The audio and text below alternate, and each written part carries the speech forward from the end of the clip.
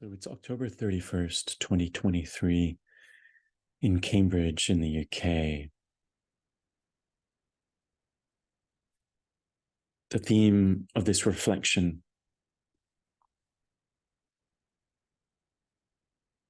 is coming home and creating home.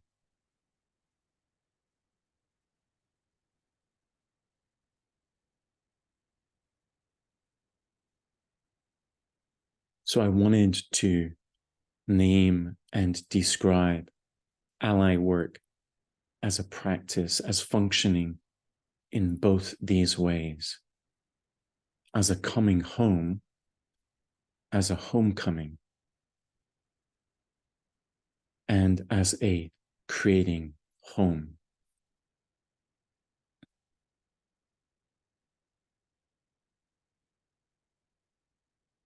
There may not be a more powerful metaphor for a human being than this metaphor of coming home, of home.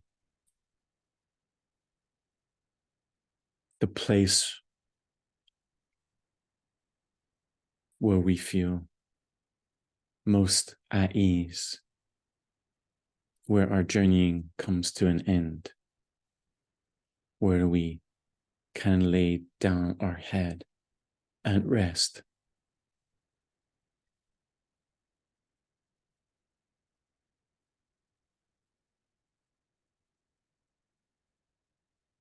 Across spiritual cultures, this metaphor of home and returning to home has such deep meaning. It's in spiritual cultures, it's in literary cultures, it's in myth, thinking of Odysseus and the Odyssey and his quest to return home. I feel that we're very fortunate in 2023 through the linking of global communications to now have access to many spiritual practices which orient us to this homecoming in presence, in knowing ourselves and resting in being.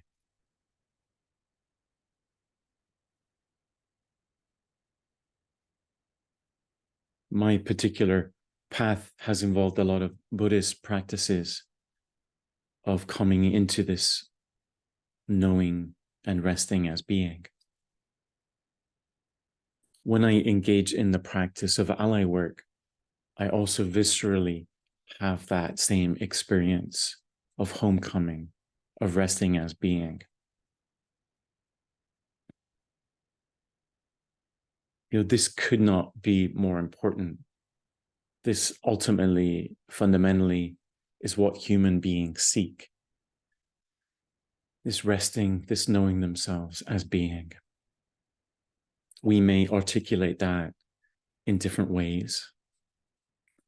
We certainly experience it in many ways. And when we are in that knowingness, that beingness, it has a shared flavor. It's characterized by peace and ease and clarity.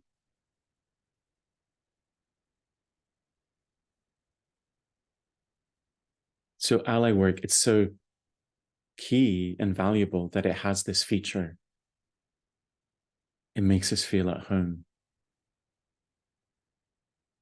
And even does so, I would say, not just with that felt sense that I might have in my Zen practice of being at home, but it also brings in this relational quality of being at home too, which is very nurturing for us as human beings. It's a very powerful pathway, this relational, and feeling connected, feeling a sense of belonging.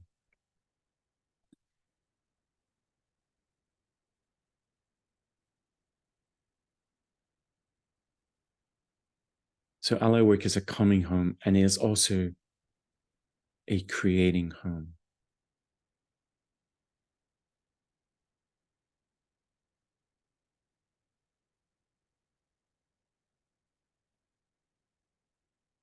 I want to reference a book by Professor Christopher Bache.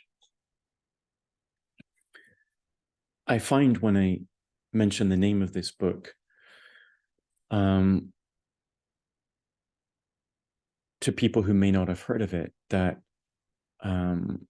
let's say they may have some projections about what this book might be like from the title. So just notice for yourself if you have any of those projections arise in you. The title of this book is LSD and the Mind of the Universe. LSD and the Mind of the Universe.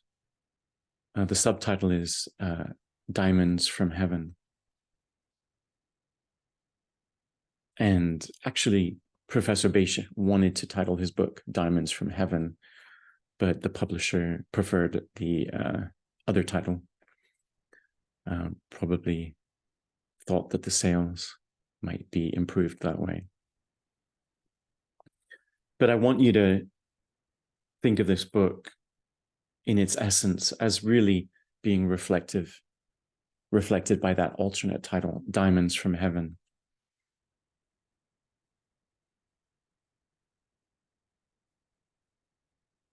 The reason why I'm bringing this book up, and I'll share a little bit about what it's about. So it's really a remarkable book. It's remarkably deep, remarkably brave. And as an academic teaching religion and philosophy in Ohio in the United States, and Christopher Bache, who had a very impressive academic career, if you look at the institutions he studied in, it might have been Cambridge, might have been Harvard, Brown, perhaps. He's a very erudite scholar. It's someone in his childhood was brought up in the Catholic tradition, later left religion, in a sense became an atheist. And then through his later studies, and particularly his contemplative journeys through the methodology of LSD, very much developed a very, very, very deep spiritual outlook.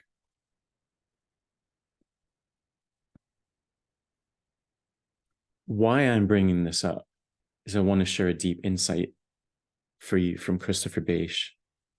So this book I'm sharing about is his telling his story and his direct experiences from a deep, rigorous 20-year protocol of exploring what he would call like a cosmic exploration of consciousness, a cosmic exploration of the intelligence, the mind of the universe through high dose LSD.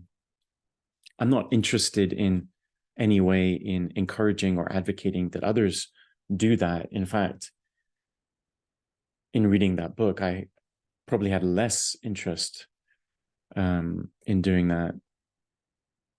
Not that it's something I have particular interest in at this point in time in my life. But I feel like Christopher Bache has given us an incredible gift. In a sense, as a human, he has gone on this journey so the rest of us don't have to undertake the arduousness or the suffering that he underwent in order to achieve some really deep insights and compassionate insights that he shared with us.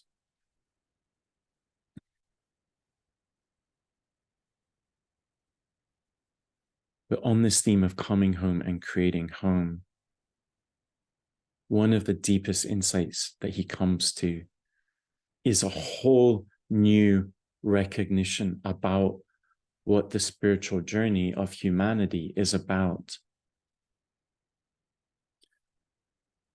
For him, there had been a very deep, implicit understanding that the spiritual journey was about transcending the spiritual form of the human body. It was about reuniting with the divine in a transcendent way, whether in this body or beyond this body as it ends, and with whatever comes after the experience of being in this form. It's about a transcending the human form, a returning and a reuniting with the divine. In a sense, that's what he was seeking to do through his journeying with LSD, excuse me. What he comes to realize, to have insight in, is that it is the divine becoming integrated in this very human form itself, on this planet Earth itself, that is the deeper understanding or the deeper movement of being. It's quite a remarkable book. If I were to, for a moment, just to reference the Western philosopher Hegel, who saw a deep historical perspective on how humanity has developed. So this was a big thing about Hegel, was he would see movements of history. Through Christopher Bache's eyes, we have, I would suggest, an even deeper view of human history than one would find in Hegel, if one is open to Bache's perspective.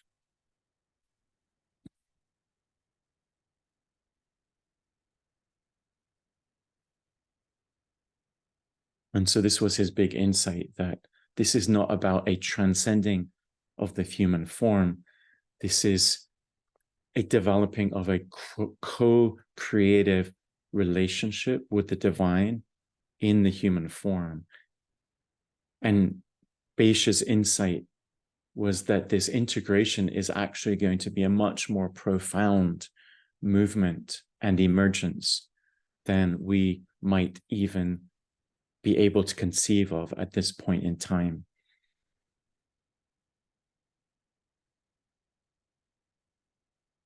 This, to me, and certainly when I read his book, it became one of the most resonant texts for ally work.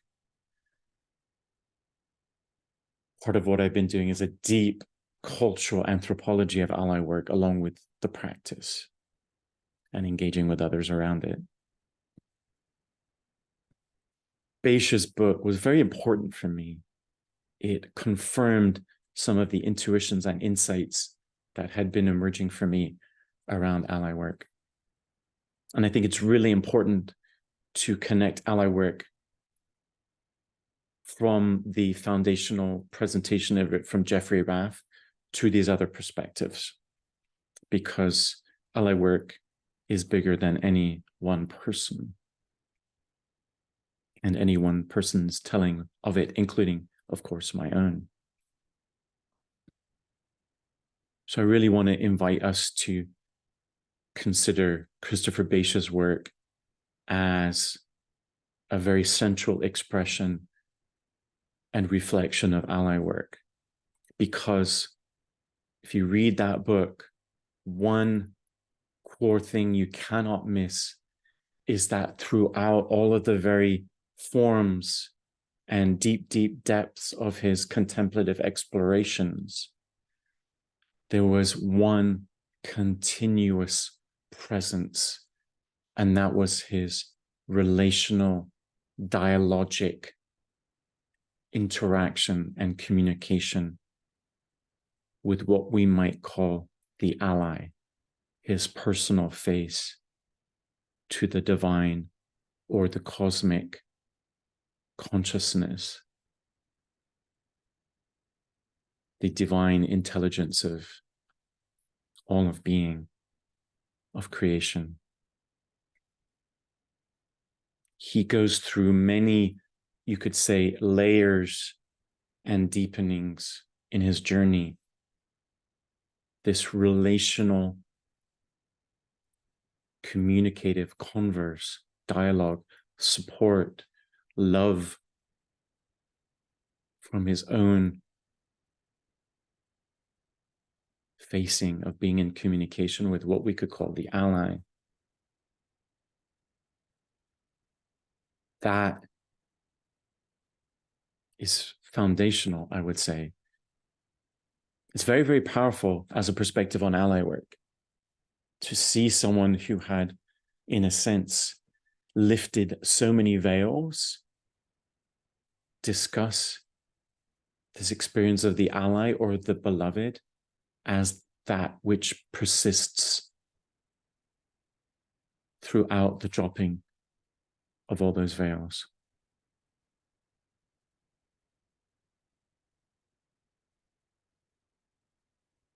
So again, the coming home, which in a sense is also the coming home through ally work of the recognition of the persistency, the pervasiveness of our connection to the ally,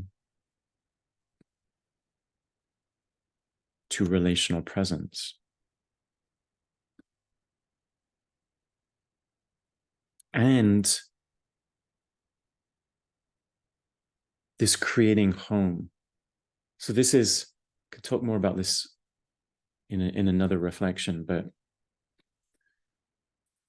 this is really where the ally work becomes a foundation for a restorative relationship for humanity with this planet Earth, to seeing to valuing this planet Earth as not just matter, but as our home. Ally work, in a sense, is just the beginning as a spiritual movement for an integration of a healing and restorative relationship with the planet Earth as the place for us to create home, to create a new home, a restored home, a mutually independent home, something that indigenous cultures, indigenous spiritual traditions have been speaking of, have been preserving for millennia, and are currently speaking to right now with great passion. How can we listen to this? Can ally work be a way for us to hear that message, to feel it tangibly, vitably within ourselves?